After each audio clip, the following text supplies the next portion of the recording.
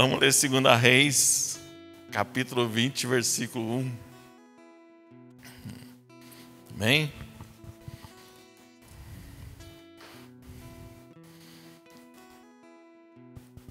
Todos acharam? Tinha um pastor que falava assim: ligue sua Bíblia, ou acha sua, folha aí, acha sua Bíblia. Na minha tradução, King James diz assim: naqueles dias Ezequias ficou enfermo de morte, e o profeta Isaías, o filho de Amós, veio até ele e lhe disse: assim diz o Senhor, põe a tua casa em ordem, porque morrerás e não viverás. Amém? Pode sentar, querido.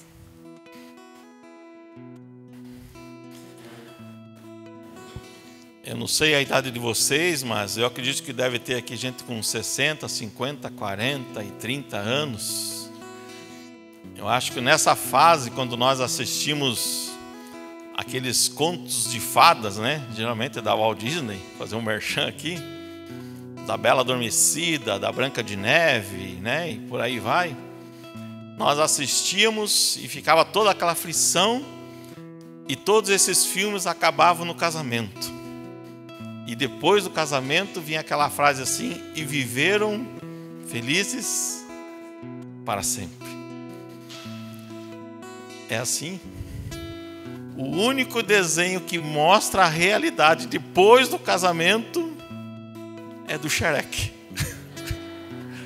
Não sei se os pais viram, se vocês depois de adulto viram o filme de Shrek, mata ele com um monte de filho, Aquela turbulência na casa deles e aquela bagunça toda. Mas o que eu quero falar aqui é sobre as nossas casas. Como foi falado aqui para Ezequiel, põe em ordem a tua casa. E eu me lembro que quando eu era criança, minha mãe gostava de tudo limpo.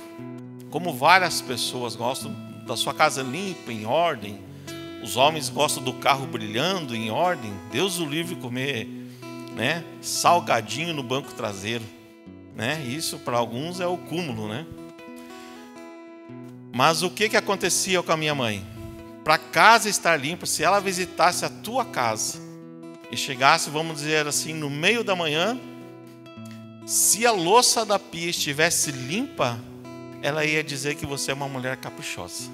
Aquela casa é uma casa caprichosa. Podia estar tudo bagunçado, mas se a pia estivesse limpa, era uma casa limpa, Com certeza a mulher era caprichosa. Uma outra amiga minha, a primeira coisa que ela fazia quando se levantava era limpar os banheiros. Então ela falava assim: eu posso ir na casa de alguém, mas se o banheiro estiver sujo, aquela casa para mim não é de uma pessoa que mantém a casa limpa, mantém a casa em ordem. E talvez tenha alguma mulher aqui no nosso meio que, a primeira coisa que arruma na sua casa seja o quarto, seja a sala, indiferente de qual cômodo seja, Você sabe quando a pessoa é caprichosa, quando mantém uma casa limpa, uma casa em ordem, Eu já contei aqui de uma mulher que quando eu vendia gás, que eu fui levar um gás na casa dela, e quando eu parei, tinha um mato dessa altura e um carreirinho assim. Eu falei assim: não, mas não mora ninguém aqui. Acho que foi trote da chamada. E a janela era pregada com madeira assim, não tinha nem vidro. Eu falei: acho que recebi um trote na chamada. E daqui a pouco saiu uma mulher: é aqui mesmo que eu estou precisando de gás. Aí eu olhei, graças a Deus eu tinha luva de couro. Peguei aquele bujão, pus nas costas, fui entrando para aquele carreirinho. E quando eu cheguei naquela casa, tinha um sofá e tinha roupa assim, desde cima da cabeceira do sofá da sala, descia e ia até o chão. E ela falou assim para mim: que eu lavei a roupa, não deu tempo de dobrar, mas tá ali. Mas parecia que estava ali uns 3 dias. E eu entrei na cozinha dela e tinha uma panela que ela tinha feito, acho que cachorro quente à noite anterior. Uma panela amassada, suja, com aquele carvão em volta quando está acabando o gás. E eu olhei aquela vina assim, ela olhou assim: quer que eu esquente para o senhor comer com pão? aquilo me embrulhou o estômago. Eu falei, Jesus, me salve daqui, né? E eu estava com a luva e ela pediu, moço, eu não tenho força, dá para você trocar o gás? Eu falei, dá. Né? Fui gentil com a mulher, e quando eu coloquei o bujão do lado do fogão, que estava o gás, tinha assim o cano, né, do gás, e no cano tinha umas teias de aranha. Só que aquelas teias de aranha estavam cheias de gordura e tinha pingo assim na teia. Né? Eu falei, Jesus amado. E quando eu peguei assim o bujão com a minha luva, fez assim, de tanta gordura que tinha. E eu troquei o bujão e tal, a mulher pagou e eu fui embora assim com o bujão. Nem encostei na roupa, porque apesar da roupa era de sujar mesmo, mas eu não tive coragem de colocar aquele bujão na minha roupa. Né? De tão sujo que era aquela casa. Aí eu faço a mesma pergunta para mim, que essa palavra veio no meu coração durante essa semana, e para você. Como está a tua casa? E o pior, para o rei Ezequias, Isaías falou assim, olha, põe em ordem a tua casa, porque você morrerá. E eu fiquei pensando naquela palavra assim, poxa, põe a tua casa em ordem, porque você morrerá. O que será que estava de errado com Ezequias? E eu comecei a ver a história dos pais de Ezequias. Geralmente os filhos são reflexos dos pais. Que nem a minha mãe me ensinou a pia limpa, não sei o quê, e hoje eu trabalho nessa área de limpeza, de estética automotiva. E eu acho que o grande fruto do meu trabalho é porque ela me ensinou a ser caprichoso com as coisas, a cuidar das coisas, não idolatrar, mas cuidar daquilo que Deus nos dá. E Ezequias cresceu vendo o seu pai, o rei Acás, sendo um idólatra. Se você abrir lá em 2 Reis 16, do versículo 2 ao 4, diz assim, ó: 20 anos de idade tinha Acás quando começou a reinar, e reinou 16 anos em Jerusalém, e não fez aquilo que era reto à vista do Senhor seu Deus, como Davi, o seu pai. Porém, ele andou no caminho dos reis de Israel, e fez os seus filhos passarem através do fogo. Ou seja, ele sacrificou alguns filhos dele, segundo as abominações dos pagãos, aos quais o Senhor expulsou de diante dos filhos de Israel. A gente está falando do reino de Judá, tá? O reino dividido. E ele sacrificou e queimou incenso nos lugares altos, e nos outeiros, e debaixo de toda a árvore verde. Então você imagina Ezequias, sendo filho do rei Acás, vendo tudo isso. E geralmente, como eu disse, os filhos são reflexo nosso. O que eles veem nós, pais, fazendo na nossa casa, eles vão repetir futuramente. Então, se você é um bom marido, teu filho vai querer ser um bom marido. Se você é uma boa mãe, a sua filha ou seu filho vai querer ser o reflexo. E eles esperam achar alguém igual a nós.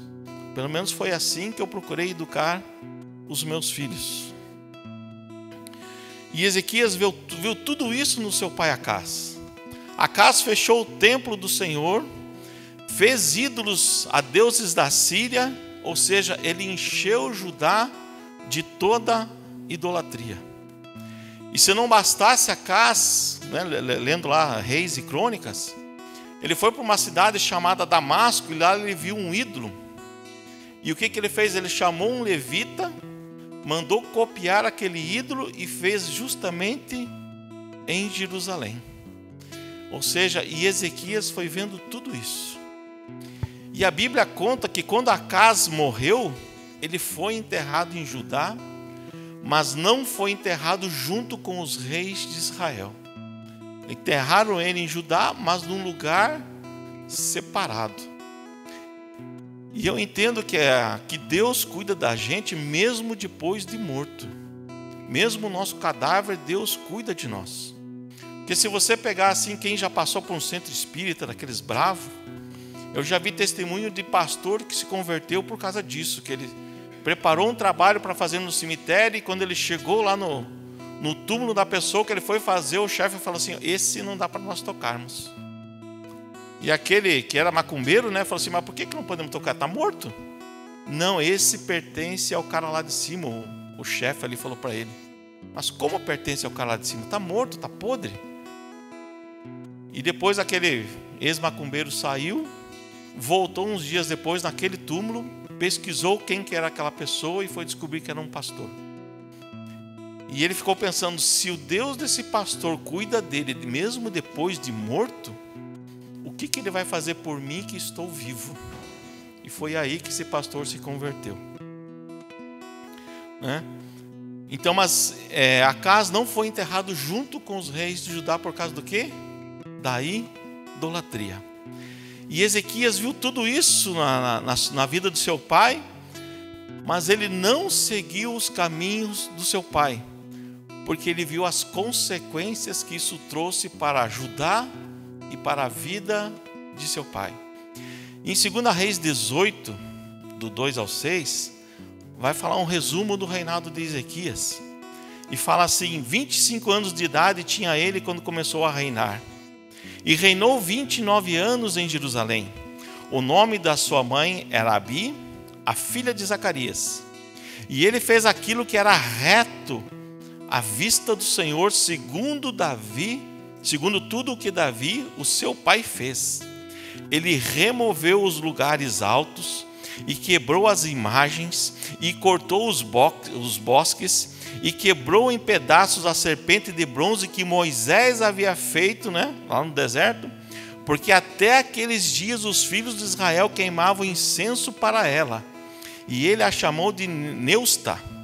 Ele confiou no Senhor Deus de Israel, de modo que depois dele não houve nenhum como ele entre todos os reis de Judá, tampouco algum foi antes dele, porque ele se apegou ao Senhor e não se afastou de segui-lo, mas guardou os seus mandamentos, os quais o Senhor ordenou a Moisés.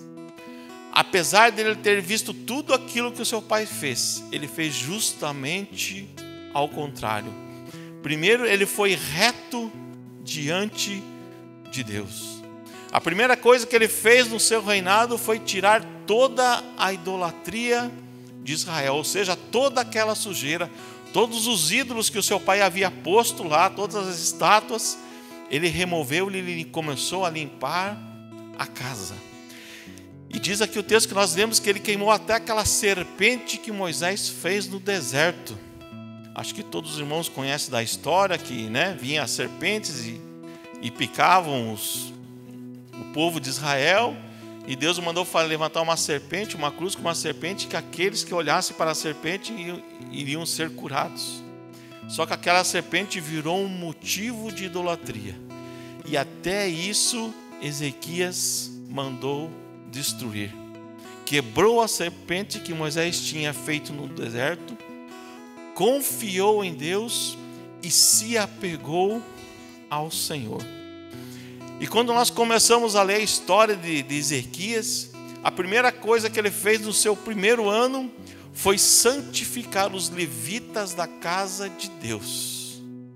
Ou seja, ele começou limpando a casa, tirando a idolatria, tirando toda a sujeira, e ele fez os levitas se santificarem. Em 2 Crônicas 29, 4 e 5 fala assim: e ele trouxe para dentro os sacerdotes e os levitas, e os reuniu na rua do leste, e disse-lhes: ouve vós levitas, santificai-vos agora, e santificai a casa do Senhor, Deus de vossos pais, e removei do santo lugar a imundície. E se nós formos ler todo o texto, depois que ele fez essa limpeza, depois que ele santificou aos sacerdotes, ele começou a fazer sacrifícios pelo perdão dos pecados do povo. Se você for ler o texto, você vai ver que ele trouxe 7 bois, 7 carneiros, 7 cordeiros, 7 bodes, e ele fez sacrifícios ao Senhor, pedindo o perdão para a nação. E depois que ele fez tudo isso, que Deus perdoou a nação, ele convoca o povo novamente e fala assim: agora nós vamos fazer ofertas de agradecimento. E ele fez tudo isso em Israel. E não satisfeito, porque ele se apegou ao Senhor, e lendo as leis, estudando a palavra de Deus, vendo o que tinha acontecido no passado, o rei Ezequias planejou comemorar a Páscoa. E não só isso, ele fez assim: não só para o meu povo, mas vou chamar toda a Israel. Em 2 Crônicas 30, do 10 ao 11, fala assim: assim os mensageiros passaram de cidade em cidade pela região de Efraim, Manassés, chegando até Zebulon, porém riram ao escárnio e zombaram deles. Todavia, alguns de Asser e Manassés e de Zebulon se humilharam e vieram a Jerusalém. Ou seja, a Bíblia diz que foi a maior festa de adoração. Ele convidou toda Israel para vir e santificar ao Senhor, para adorar ao Senhor, para relembrar da onde que eles saíram, que eles eram escravos. Era isso que a Páscoa simbolizava para eles naquele momento. Para nós hoje é outro símbolo. Hoje fala de Cristo, do sangue derramado na cruz. Mas para ele e para o povo simbolizava a libertação do Egito. E ele fez essa festa com o povo, e veio tanta gente que a Bíblia diz que faltava sacerdotes. E ele orou a Deus perguntando: olha, teve gente que não pôde se santificar, Deus. Será que eles podem participar da Páscoa? E Deus autorizou eles participarem da Páscoa, da comunhão. Tudo isso o rei Ezequias fez.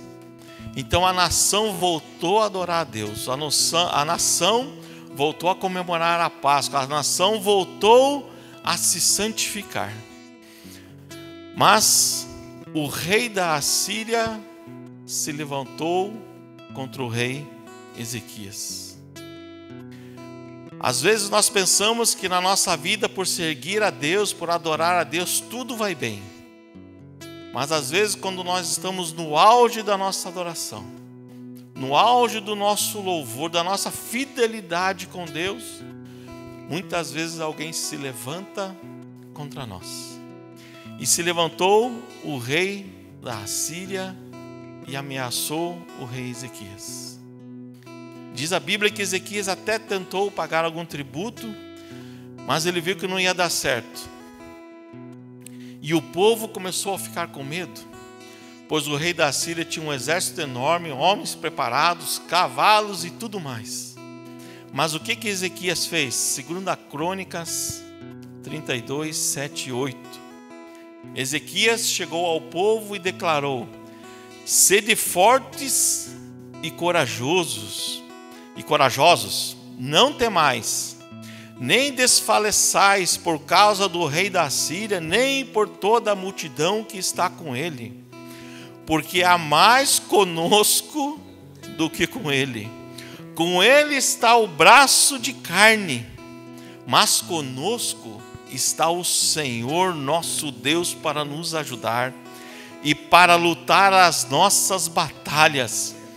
E o povo descansou sobre as palavras de Ezequias, rei de Judá. E o Senhor deu a vitória ao rei Ezequias de uma maneira sobrenatural. Mas aos nossos olhos, contando um pouco, resumindo a história do rei Ezequias, ele começou tirando Israel da idolatria, tirando todos os ídolos, santificou os sacerdotes e restaurou a casa do Senhor. Comemorou, fez a nação comemorar a Páscoa e voltar para Deus. Um inimigo se levantou contra ele, mas ele descansou no Senhor, né? E o povo se sentiu aliviado. Mas depois de tudo isso, aos nossos olhos, eu falava assim, cara, o rei Ezequias é o cara. Mas passado tudo isso que o rei Ezequias fez, ele adoeceu e Deus ordenou Isaías visitá-lo. Aí caímos no texto que o pastor leu aqui no começo, ou 2 Reis. Põe a tua casa em ordem, porque tu morrerás e não viverás. E eu fiquei pensando comigo, poxa, mas a própria palavra de Deus diz que Ezequias fez tudo o que era reto aos olhos de Deus. Ele acabou com a idolatria, limpou a casa do Senhor, fez o povo adorar o Senhor, né? Venceu a batalha de uma maneira sobrenatural porque confiou no Senhor. Mas por que o Senhor falou isso para Ezequias? Põe em ordem a tua casa, porque morrerás. E eu fiquei me perguntando, cara, depois de tudo isso que ele fez, por que o Senhor falou, põe em ordem a tua casa? E eu venho perguntar para você, como está a tua casa hoje?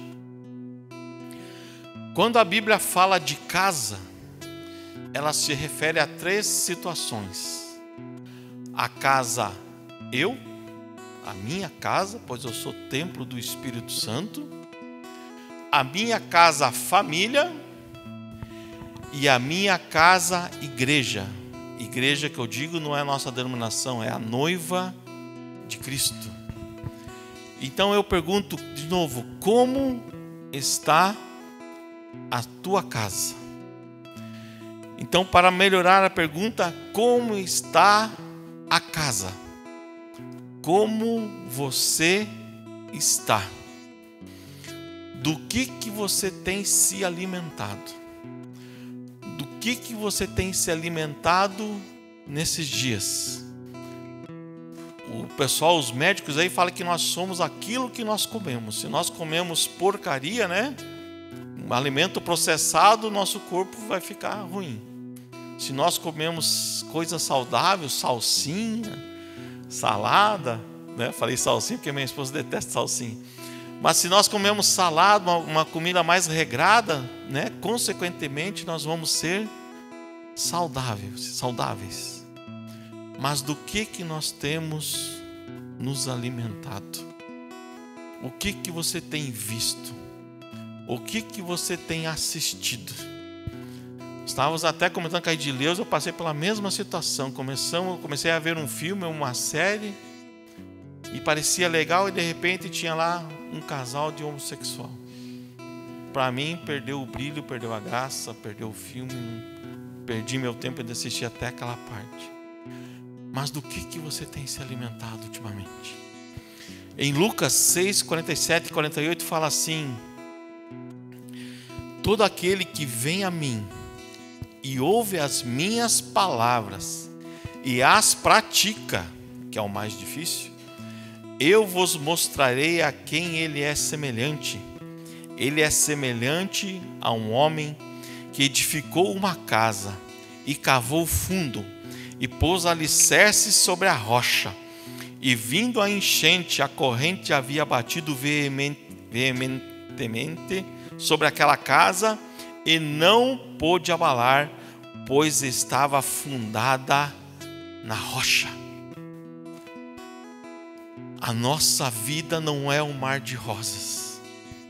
Não é porque a gente aceitou Jesus que Jesus vai vir com uma varinha de condão e nos dar tudo aquilo que nós pedimos. Jesus fala em Lucas aqui que nós temos que estar firmado na rocha.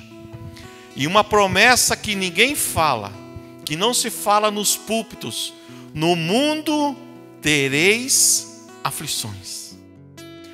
Você e eu vamos passar por aflições. A aflição vai bater na nossa porta. Jesus disse isso. Eu acho que ninguém acorda aqui todo dia e fala: Senhor, me dá a minha parte da aflição que me cabe nesse dia. Todos nós acordamos, Senhor, abençoa esse dia, que seja um dia próspero, que blá blá blá, abençoa-me onde colocar a planta dos meus pés.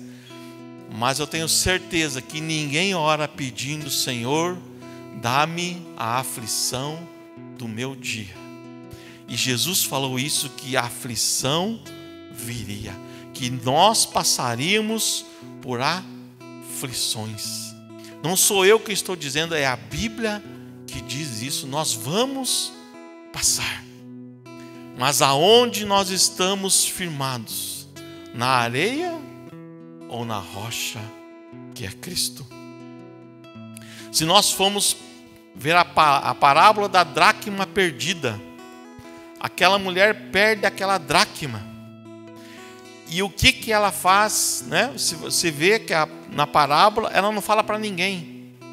A primeira coisa que ela faz, ela acende uma candeia. Ou seja, ela acende a luz na sua casa. E o que isso significa? Quando você está precisando, você tem que trazer a luz para a sua casa, para a sua vida. Ela acendeu uma candeia, e quando a gente acende a luz num lugar escuro, o que acontece? Tudo fica claro e você começa a ver o que está de errado. E nessa parábola, ela viu que a casa dela estava suja. E se você for ler lá, você vê que ela começou a limpar a casa. E depois que ela limpou a casa, tirou toda a sujeira, ela achou a dracma perdida. E depois que ela achou a dracma, aí sim ela fez festas e chamou as suas vizinhas para comemorar. Olhe, eu havia perdido a minha dracma, mas eu a encontrei. Mas porque primeiro ela trouxe luz sobre a sua casa. E quando ela viu a imundície, a sujeira, ela limpou e ela achou. E a Bíblia diz que quando uma pessoa é liberta, quando uma pessoa aceita Cristo, e ela é liberta de possessão demoníaca, ou seja, possessão demoníaca, ou seja lá do que for, quando ela limpa a sua casa, mas no meio do caminho ela desiste e ela volta para o mundo, a Bíblia diz que o demônio vem, encontra a casa limpa, volta e chama mais 7 demônios para entrar. Então eu volto a perguntar: como está a tua casa? E eu quero ler um paralelo que eu achei aqui, não lembro se foi num livro ou foi em algum lugar, entre Maria Madalena e Judas.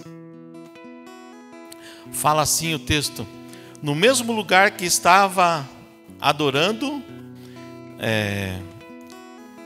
na mesma mesa em que está Maria, está Judas, né? No mesmo lugar que um está adorando, alguém está com segundas intenções. Marta estava servindo, Lázaro estava sentado, Maria estava adorando e Judas estava reclamando da adoração. Foi na mesa assentado que um dia Judas traiu Jesus. Mas foi embaixo de uma mesa que Maria adorou a Jesus. Judas, ele era apóstolo, discípulo, pregador e andava com Jesus. Maria não é discípulo, não é pregadora, não é nada. Mas veja a diferença. Judas traiu na mesa. Maria adorou a Jesus embaixo da mesa. Judas recebeu pão e vinho. Maria não recebeu nada e entregou o seu melhor debaixo da mesa. Judas foi convidado para a mesa. Maria não tinha lugar na mesa. Judas ganhou 30 moedas para entregar Jesus. Maria deu 300 moedas para adorar Jesus embaixo da mesa. Os dois estavam na mesa, mas o coração dos dois eram diferentes. Aí eu pergunto, como está o seu coração? Como está a tua casa, você, hoje? Será que a gente vem na igreja só para adorar, para fazer, para bater o nosso ponto como Judas? Ou a gente vem para adorar como Maria? Pode ser que nós não sejamos nada, e eu me julgo que eu não sou nada, mas eu venho para adorar a Deus, para glorificar a Deus, para procurar ser um exemplo dos meus filhos. Eu sei que hoje eles não me veem orar, porque eu costumei orar quase toda a madrugada, mas eu sei que eles me vinham orar. E hoje no almoço eu preguei essa palavra para eles. Eu falei assim, essa palavra veio tão forte para mim, que põe a tua casa em ordem, que eu chamei eles e falei assim para eles: olha, eu não sei como está a vida de vocês, o Samuel já é casado, a Sara está no seu dia a dia, no seu emprego, mas como está a casa de vocês com Deus? E a salvação é individual. Não é porque eu sou salvo que os meus filhos serão ou minha esposa será. A salvação é individual de cada um. Por isso eu estou perguntando, como está a casa? Como você está com Deus? Segundo ponto, como você está em casa? Aqui eu quero falar de família. Então, como está a casa? Como você está em casa, a sua família? E uma passagem que me chama a atenção é em Atos 21, que fala das filhas de Filipe. Filipe, ele tinha 4 filhas, e as 4 filhas eram virgens, donzelas, e elas profetizavam. Atos só fala isso, Atos 21, 8 e 9. Só fala que Filipe tinha 4 filhas e elas profetizavam. Ou seja, era uma casa agradável de se estar.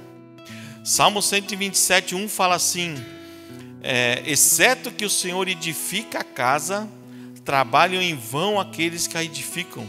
Se o Senhor não guardar a cidade, em vão vigia o guarda. Se o Senhor não fizer parte da nossa família, não é no braço que nós vamos ganhar os nossos filhos. Nossos filhos pode ser até que nós estamos passando por uma aflição, como eu falei. Pode ser até que alguns filhos aqui estejam desviados.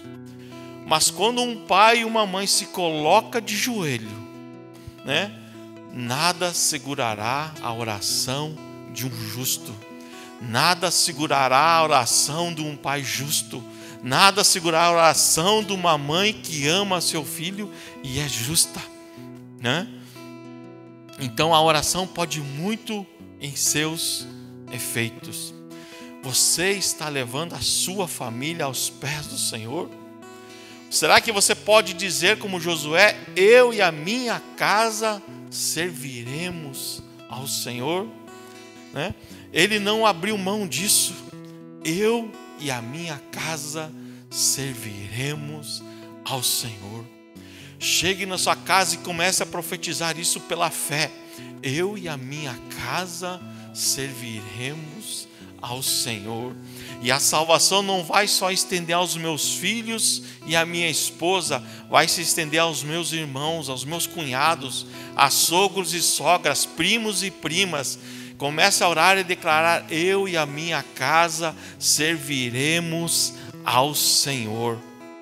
Em Gênesis 7:1, o Senhor fala para Noé: vem, Noé, tu e a tua casa para dentro da arca, pois a ti eu vi como justo diante de mim nesta geração.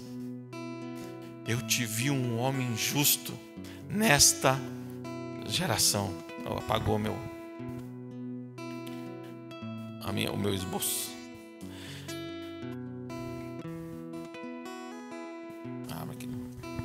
Noé era justo. Então, como está a tua casa? Noé foi um homem justo. E como será que Deus nos tem visto?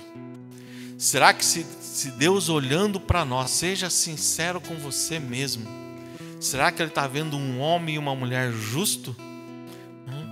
Então voltemos ao Senhor, nos entreguemos ao Senhor. Não sejamos justos aos nossos olhos, mas ser justo à luz da palavra de Deus. E a terceira pergunta: como você está na casa? Como você está na igreja? Você está fazendo parte do corpo de Cristo? Você pode sair daqui hoje e falar assim: poxa, eu vim na igreja hoje para receber uma mensagem de alívio, para receber uma mensagem que eu vou prosperar, para receber uma mensagem que eu vou ser edificado, mas eu estou sendo confrontado. Se você sair daqui assim, irmão, eu vou dar graças a Deus, porque a palavra do Senhor nos confronta. A palavra do Senhor me confrontou. Jesus não morreu naquela cruz para me dar bens materiais, mas sim para salvar a minha alma. Nós, como cristãos, estamos esperando a volta de Jesus. É por isso que nós o adoramos. É por isso que nós o louvamos e adoramos, porque nós cremos que Ele virá buscar a noiva, Ele virá buscar a igreja pura e santificada. E eu quero fazer parte desta igreja. Eu quero que você faça parte dessa igreja. Que a mensagem não seja para satisfazer o teu ego, mas sim para te corrigir e para que você e eu e todos nós sejamos salvos no dia que soar a trombeta do Senhor Jesus. Como eu disse, no mundo tereis aflições. A sua casa vai passar por tempestade. Talvez você não veio aqui para ouvir isso, mas eu vou te dizer: a sua casa vai passar por tempestades.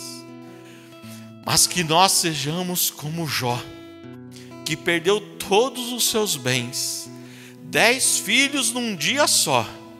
Mas ele disse, Deus me deu, Deus tomou. Louvado seja o nome do Senhor. Louvado seja o nome do Senhor. Se alicerce em Cristo. Eu sei que Deus muitas vezes nos dá vitórias. Deus muitas vezes Ele agrada aos seus filhos lhe dando conquistas. E hoje eu cheguei para os meus filhos na mensagem que eu falei com eles em casa. Eu falei assim: Deus tem nos abençoado. Olhe onde que vocês estão hoje. Olhe o que vocês têm hoje. Olhe o lar de vocês hoje. No passado nós passamos por lutas. Mas no passado nós orávamos por vocês, pelo Samuel e pela Sara. E desde quando eles eram crianças. Hoje nós estamos colhendo esse fruto. Temos paz na nossa casa. Eles têm uma vida próspera, os dois. Têm uma vida boa porque Deus tem sido abençoado. Muitas das lutas que eu e a Dora passamos, eles não vão passar porque Deus nos tem abençoado. Mas na hora que nós estamos nas alturas, que Deus nos abençoa, é a hora de maior perigo nossa. Quando você vê uma pesquisa feita nos Estados Unidos, dos pastores que caíram em pecado, e quando eles perguntaram qual foi o momento que você caiu, todos eles falavam: foi no momento que eu estava no auge. Foi no momento em que Deus tinha me abençoado, me prosperado e me usado. Foi ali que eu caí. Não deixe acontecer com você, meu irmão. o que aconteceu com Sansão, o que aconteceu com Saul. O Espírito Santo saiu deles e eles não perceberam que estava sem a presença do Espírito Santo. Se você errou, seja como Davi. Senhor, me tira tudo, mas não me tire a tua presença. Não se afaste do Espírito Santo. Faça do Espírito Santo com que ele seja o seu melhor amigo. Se fortaleça na igreja. Se fortaleça em Deus. E no livro do profeta Ezequiel fala assim que a glória do Senhor estava no templo. Eu não lembro o capítulo agora, mas a glória estava no templo e ninguém podia ficar. Mas de repente a glória que estava no templo foi para a porta. E ninguém percebeu que a glória foi para a porta. E de repente a glória do Senhor foi para o pátio. E mais para frente no capítulo seguinte, a glória do Senhor estava no monte. Ou seja, o Espírito Santo saiu da casa de Deus. A presença saiu dali do meio e ninguém percebeu. Ninguém percebeu. Então as 3 perguntas que eu quero deixar para você hoje. Como está a casa? Como está você com Deus? Como você está em casa? Como está a sua família? O que você tem ensinado para os seus filhos? Que exemplo que os seus filhos têm espelhado em vocês? O que ele tem visto na casa de vocês, na nossa casa? E como você está na casa? Como você está na igreja? Para você fazer algo para Deus, você tem que fazer algo para as pessoas. Eu não estou dizendo aqui para você vir ser dizimista, trabalhar na porta, não. Estou falando para você ser igreja, noiva. Para você trabalhar para Deus. Você não precisa fazer um curso de teologia, faculdade, nada. Mas se você faz parte da noiva, você quer fazer alguma coisa para Deus, você tem que fazer alguma coisa para as pessoas. Seja dar um copo de água, seja levar uma palavra amiga, seja dar uma oferta, seja ligar por uma pessoa e lembrar dela. Então, como nós estamos? A vida não é um conto de fadas. Vocês já perceberam isso, como eu contei no começo. Casou, viveram felizes para sempre. A gente sabe que não é assim. Mas quando Cristo, ela faz parte da nossa vida, a nossa vida tem que ser para Cristo. Por Ele e para Ele são todas as coisas. Então a palavra para esta noite: põe a tua casa em ordem. Põe a tua casa em ordem. Fica de pé, querido.